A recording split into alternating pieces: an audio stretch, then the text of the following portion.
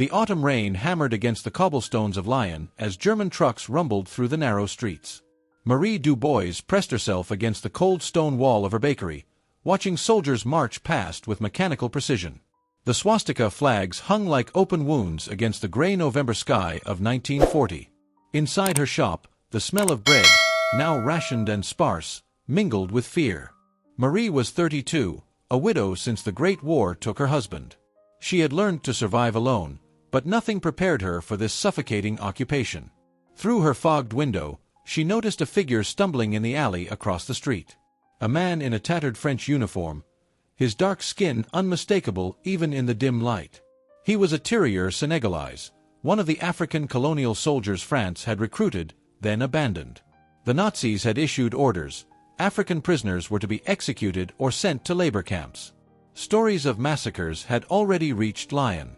This soldier was clearly injured, dragging his left leg, searching desperately for shelter.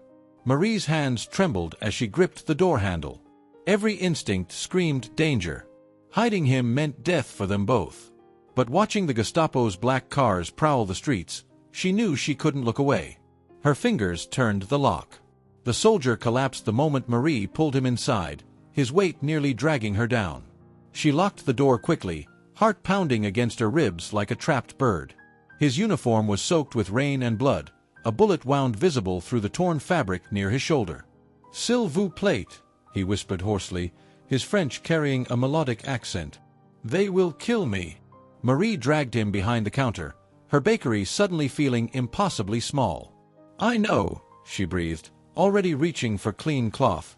Her hands worked automatically, years of caring for her late husband during his illness returning to her fingers. His name was Amadou Diallo, from Senegal. He'd fought at the Maginot Line, watched his unit decimated, survived capture only to escape during a transport to Germany. The Nazis called them subhuman, a term that made Marie's stomach turn with rage. Outside, boots clicked past. Marie froze, meeting Amadou's terrified eyes. The footsteps paused. A flashlight beam cut through the window, sweeping across her shelves. She held her breath, counting heartbeats, 1, 2, 10. Finally, the boots moved on. "You cannot stay here long," Marie whispered, binding his wound. But even as she spoke, she was already planning. The basement. False papers. A network she'd heard whispered about, French women helping the hunted. She had just joined a silent resistance. Dawn broke gray and cold over Lyon. Marie hadn't slept, sitting guard while Amadou rested in her cramped basement. The wound needed proper attention, she needed help, and she knew only one person who might understand. Claudette Rousseau lived 3 blocks away, a seamstress with sharp eyes and a sharper tongue. They'd been friends since childhood, surviving wars and loss together. If anyone could be trusted, it was Claudette. Marie waited until the morning patrol passed, then hurried through the back alleys, her breath forming small clouds in the freezing air.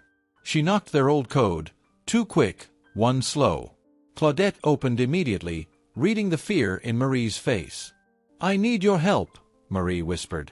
"Someone is hiding in my basement." Claudette's eyes widened, but she didn't hesitate. "African soldier."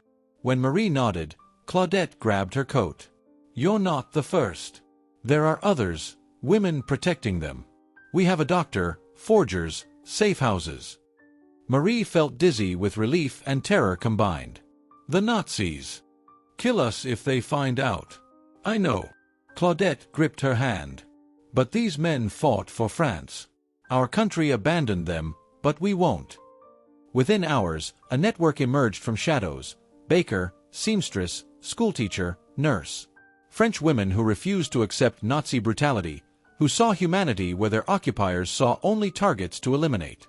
Amadou's survival depended on their courage now. The Gestapo intensified their searches. Officers moved methodically through Lyon streets, hunting escaped prisoners with ruthless efficiency. Marie's bakery received its inspection on a bitter December morning. 2 soldiers entered, their boots tracking mud across her floor. The tall one, Hauptmann Weber, had dead eyes that catalogued everything. "Papers," he demanded in broken French. Marie's hands trembled as she produced her documents, acutely aware of Amadou hidden beneath the floorboards 10 feet away. She'd covered the entrance with flour sacks that morning, but would it be enough? Weber circled the counter, his gaze lingering on the basement door.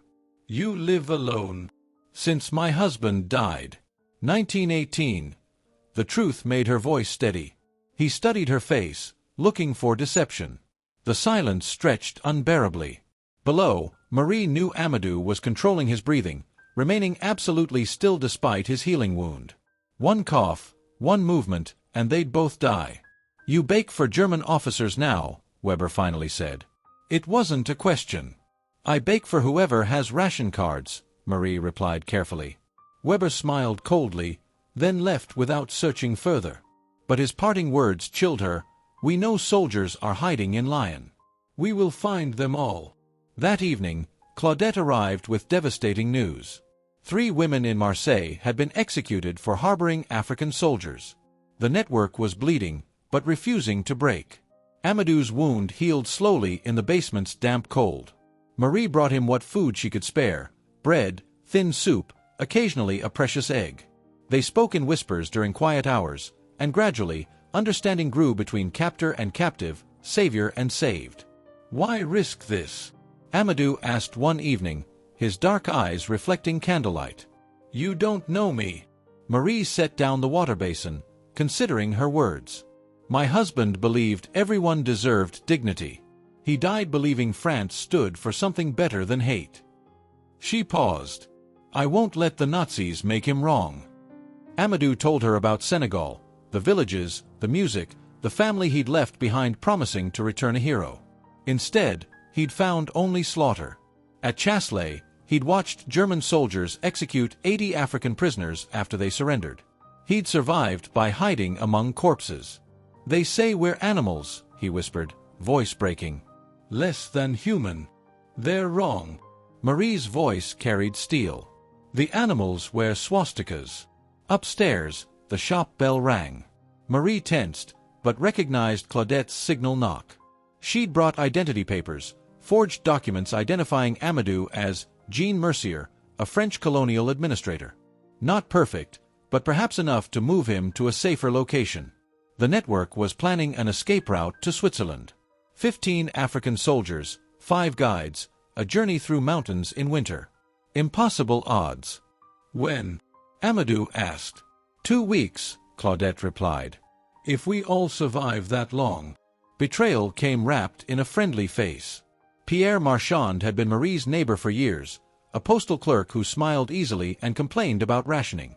She never suspected he was reporting to the Gestapo for extra food allowances. He'd noticed Marie's increased basement visits, the way she startled at footsteps, the whispered conversations with Claudette. Small details, but Pierre was observant. And desperate men did desperate things. The morning he reported his suspicions, Marie was teaching Amadou basic German phrases, enough to perhaps bluff through a checkpoint. They didn't hear the trucks arriving until it was too late. Gestapo! Open immediately! Marie's blood turned to ice. Amadou was already moving, cramming himself into the smallest hiding spot, a coal chute barely large enough for his frame. Marie threw coal over him, hands shaking violently, then rushed upstairs. Hauptmann Weber stood at her door with 6 soldiers. We have reports of suspicious activity. His smile was predatory. You won't mind a thorough search. They tore through her bakery like locusts, overturning furniture, smashing jars, methodically destroying everything.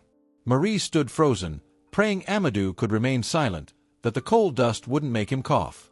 Weber descended into the basement. Marie heard his footsteps directly above Amadou's hiding place.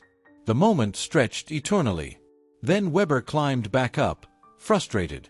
We will be watching you, he promised darkly. After they left, Marie found Amadou unconscious from coal dust inhalation, his lips blue. The network had been compromised. Everything was falling apart. Claudette arrived at midnight with grim news and a desperate plan. Pierre had been identified as the informant. The network had discovered his Gestapo payments. He'd been handled, Claudette said coldly, and Marie didn't ask for details. We move everyone now, Claudette explained, spreading a map across Marie's table. Tomorrow night. The escape to Switzerland can't wait. Amadou had recovered from the coal dust, but barely. 15 soldiers were scattered across Lyon in various safe houses, all at risk. The route would take them through the Jura Mountains, treacherous in January, but the border was less guarded there. Marie would serve as one of 5 guides. It was madness. She'd never climbed mountains, never navigated wilderness. But the network was running out of people. Women had been arrested in Dijon, Lyon, Toulouse. The Gestapo was tightening their grip. "I'll do it," Marie heard herself say. They prepared through the night. False papers for everyone. Food stolen from German supplies. Warm clothing scavenged from sympathetic locals. Maps memorized. Carrying written routes meant death if captured. At dawn, Marie walked through her bakery one final time. She'd probably never return. The Nazis would discover her role eventually. Everything she'd built, her entire life, abandoned for 15 men she barely knew. But looking at Amadou, remembering his stories of Senegal, his murdered comrades, his simple desire to survive, she knew there was no other choice. Freedom or death. Tonight, they'd discover which. The group assembled in darkness at the forest's edge. 15 African soldiers, 5 French women guides, all haunted by the weight of what failure meant. Marie barely recognized Amadou in his civilian disguise, though his eyes found hers immediately. Gratitude and terror mixed equally. The January mountains showed no mercy. Snow fell heavily, erasing their tracks but also their path.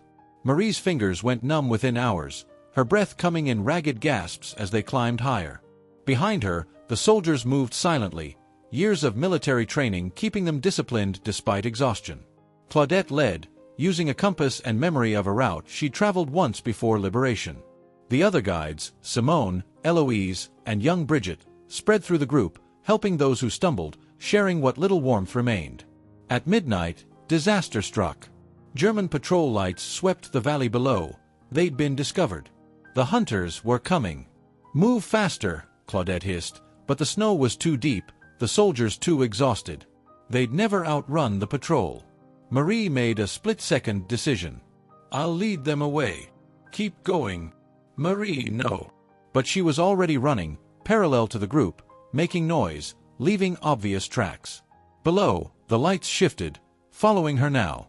Behind her, she heard the group moving again, Amadou's desperate whisper of her name lost in the wind. She ran until her lungs burned, until the lights were close enough to illuminate her back. Then she dove behind a snow-covered boulder and prayed. The patrol passed within feet, never seeing her. Marie caught up to the group hours later, half frozen but alive. They'd waited, refusing to leave her behind. Amadou's relief was palpable, his hand briefly gripping hers, a moment of human connection in the frozen hell. The Swiss border appeared at dawn, a line of fence barely visible through the snow. Freedom was 100 meters away. But so were border guards, both German and Swiss, their protocols strict and unforgiving. "We go together," Claudette decided. "All or none." They moved as one, emerging from the tree line into open snow. Immediately, shouts erupted. German guards raised rifles. Swiss guards moved to intercept. The soldiers froze. After everything, they'd be stopped here.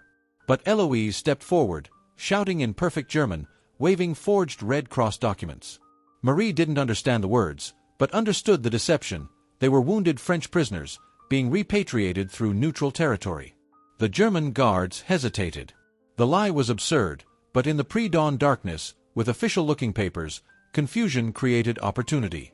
The Swiss guards, bound by neutrality, stepped aside. "Run," Claudette whispered. They crashed through the fence, 15 soldiers and 5 women, stumbling into Switzerland.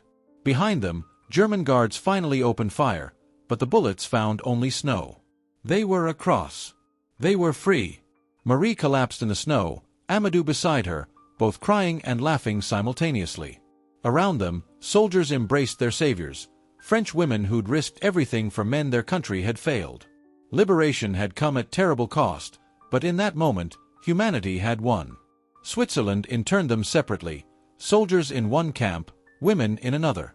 Marie spent 3 months in a sparse facility near Geneva, interrogated repeatedly, her story verified slowly by disbelieving officials. The network scope shocked everyone. Dozens of French women, hundreds of African soldiers saved. When liberation finally came in 1945, Marie returned to Lyon. Her bakery was destroyed, Pierre was dead, and Claudette had been executed by Gestapo in 1943 for continued resistance activities. The price of courage was written in blood across the city. But letters found her. From Senegal, from Mali, from across French Africa. Amadou had survived, returned home, told their story. Other soldiers wrote too, men she'd guided, hidden, saved. They called her Mother, Guardian Angel, the brave one.